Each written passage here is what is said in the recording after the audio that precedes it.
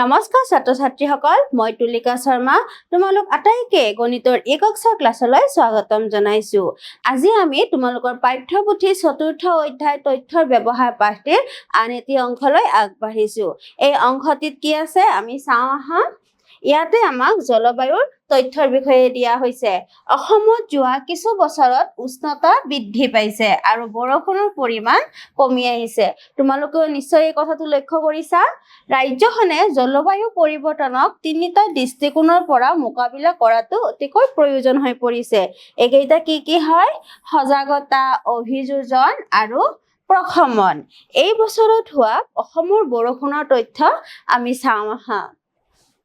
ইয়াতে এই বছৰত বৰষুণৰ পৰিমাণ গোটেই 12 মাহত কেনেকুৱাকে পোৱা গৈছিলে তাৰ তথ্য সংগ্ৰহ কৰা হৈছে।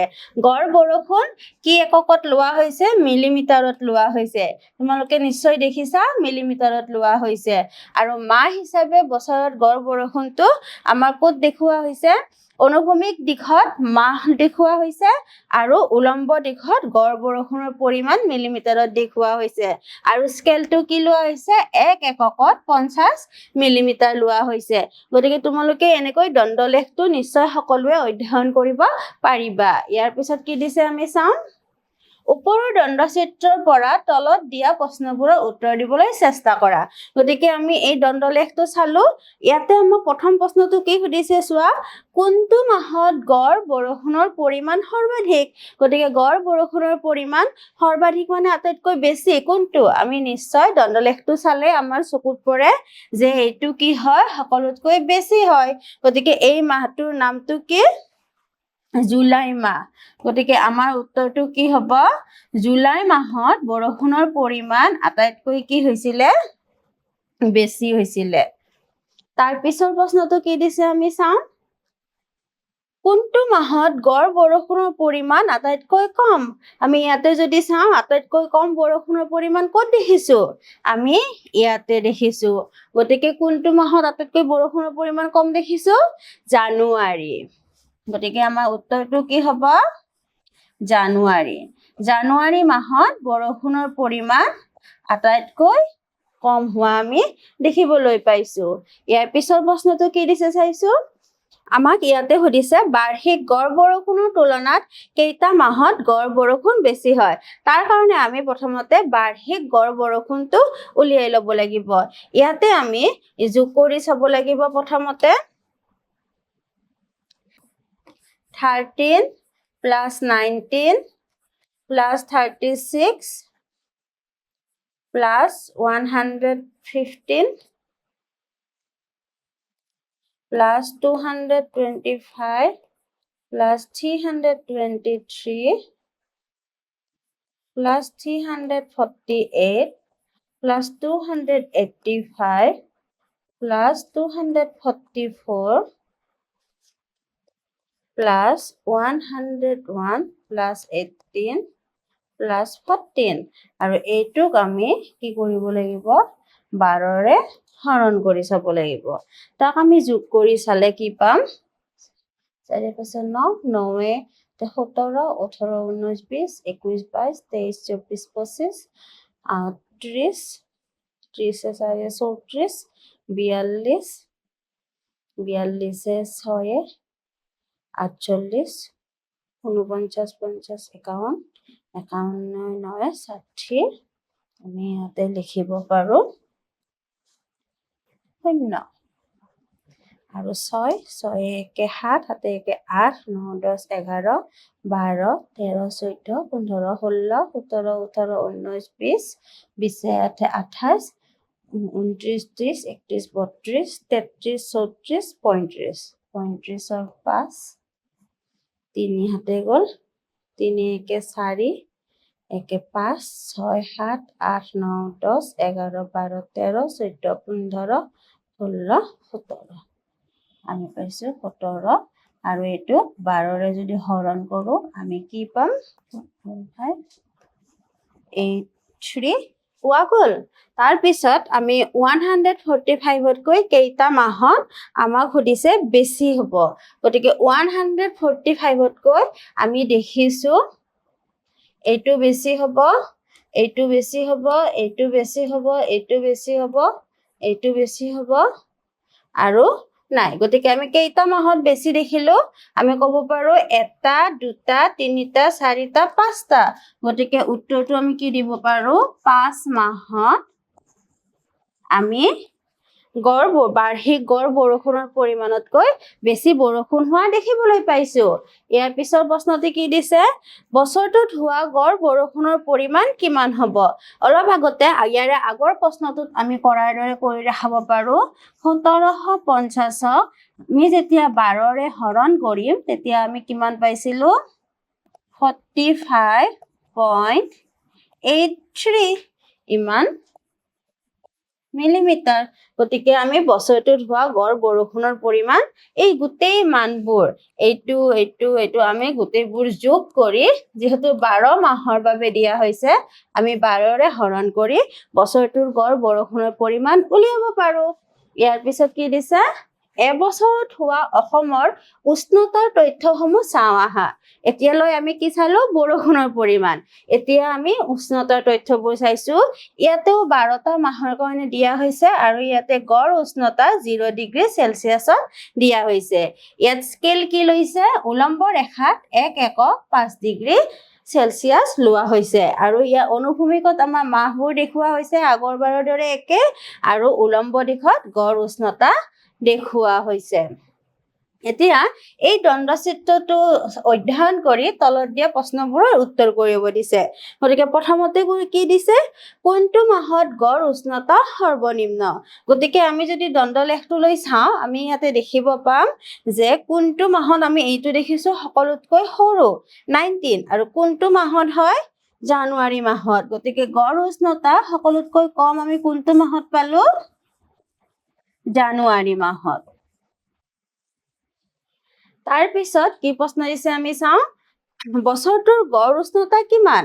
তাৰ কাৰণে আমি এই উষ্ণতাবোৰ প্ৰথমতে যোগ কৰি চাব লাগিব।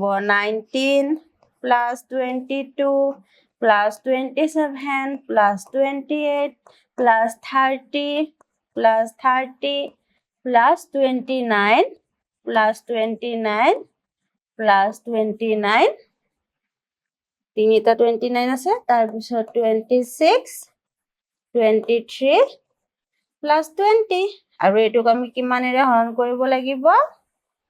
12ৰে হৰণ কৰিব লাগিব।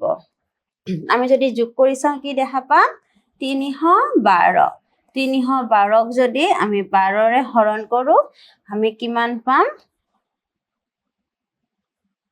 2 বাই 12 × 2 = 24। 24 হলে আমাৰ থাকিব 7।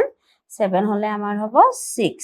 আমি 26 ডিগ্ৰী চেলচিয়াছ পাম।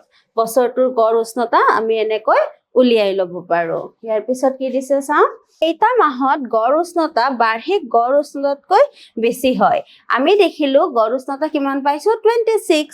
গতিকে 26তকৈ কিমানটা বেছি হয় আমি চাম। 1 2 3 4 5 6 7। গতিকে আমি কেইটা মাহ দেখিলো? 7টা মাহত গড় উষ্ণতাতকৈ কি হয়? বেছি উষ্ণতা আমি দেখিবলৈ পাইছো। ইয়াৰ পিছত কি দিছে? কোন মাহত গড় উষ্ণতা আৰু বাৰ্ষিক গড় উষ্ণতা সমান হয়? আমি বাৰ্ষিক গড় উষ্ণতা পাইছিলো 26 আৰু 26ৰ সমান কোনটো হয়? এইটো। গতিকে আমি কি লিখিব লাগিব? অক্টোবৰ মাহ। অক্টোবৰ মাহত বাৰ্ষিক উষ্ণতা গড়ৰ লগত এই মাহটোৰ উষ্ণতাটো একেই হয়। ইয়াৰ পিছত কি দিছে? তথ্যৰ ব্যৱহাৰত কলাসন্মত আৰু সৌন্দৰ্যবৰ্ধক দিশসমূহৰ বিষয়ে ইয়াতে দিয়া হৈছে। গতিকে চোৱা কি দিছে? তথ্যৰ দৃশ্যগত উপস্থাপনসমূহ প্ৰস্তুত কৰোঁতে বিশেষকৈ সচিত্ৰলেখ, দ্বন্দ্বচিত্ৰ আদি প্ৰস্তুত কৰাৰ সময়ত কলাসন্মত আৰু সৌন্দৰ্যবোধক দিশসমূহো বিবেচনা কৰা হয়, যাতে ই দৃশ্যগতভাৱে আকৰ্ষণীয় হয় আৰু বুজিবলৈ সহজ হয়।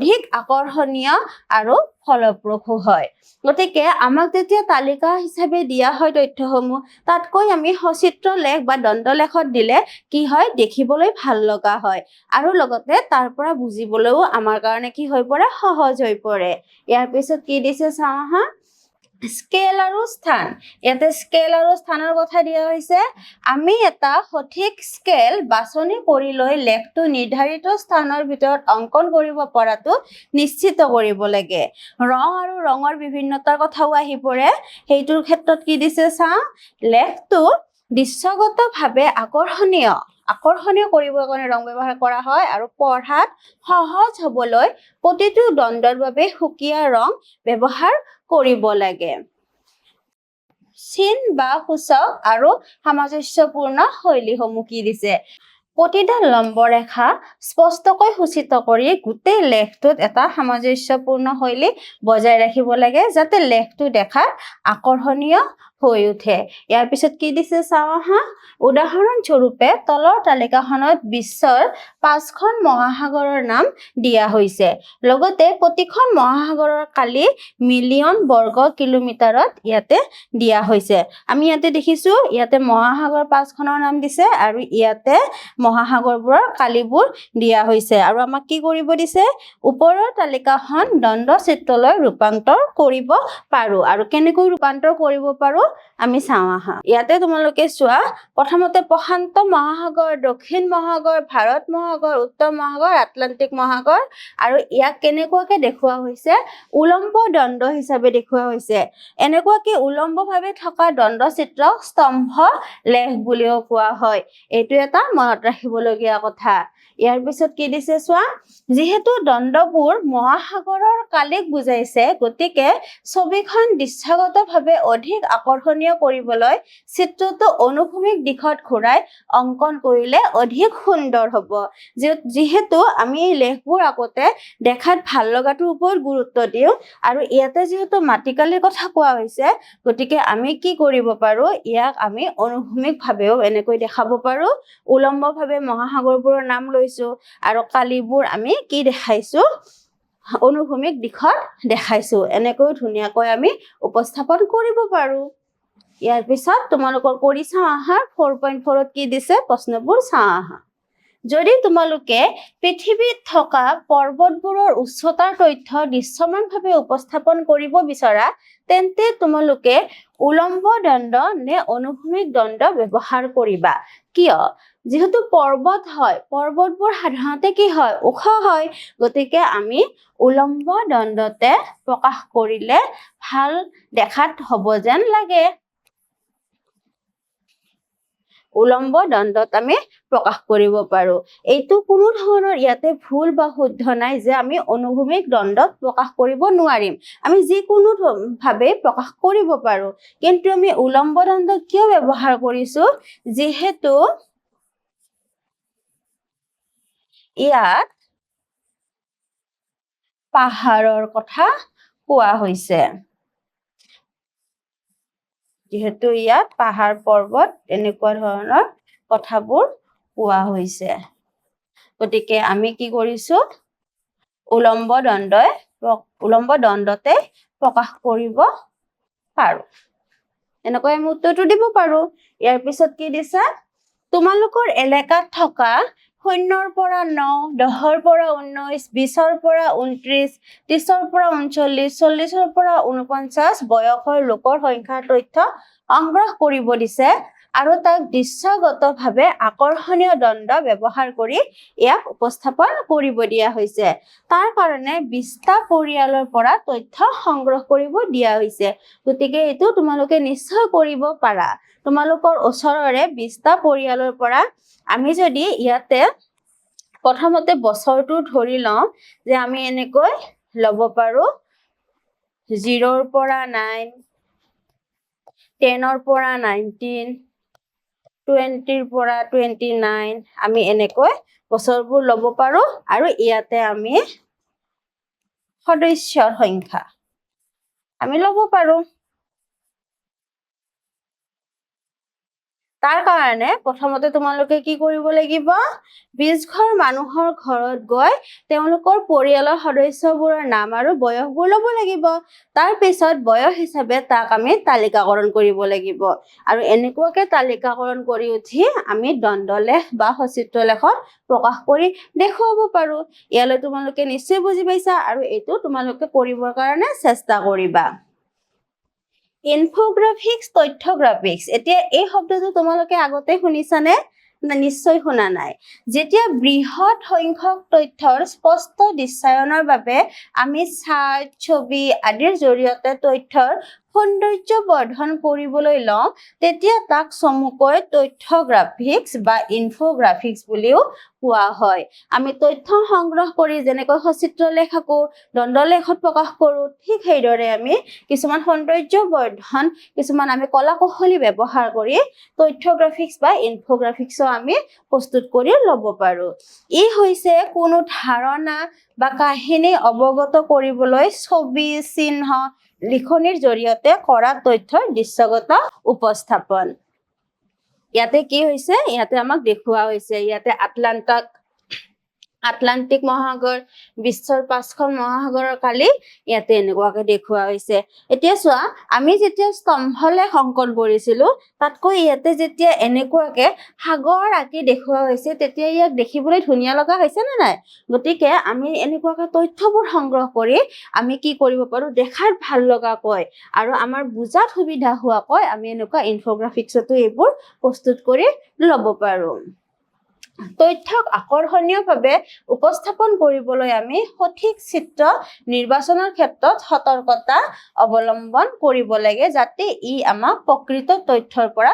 বিভ্ৰান্ত নকৰে এতিয়া আমি মহাসাগৰৰ কালি দেখাওঁতে যদি আমি পাহাৰ আঁকি দিওঁ সেইটো শুদ্ধ হ'ব জানো নিশ্চয় নহয় তাৰ কাৰণে আমি কি কৰিব লাগিব সঠিক চিত্ৰ নিৰ্বাচন কৰিব লাগিব যাতে তথ্যখিনি আমি সেই চিত্ৰটো চাই বুজিব পাৰো এইখিনিলৈ তোমালোকে নিশ্চয় বুজি পাইছা আজিলৈ এইখিনিয়ে ধন্যবাদ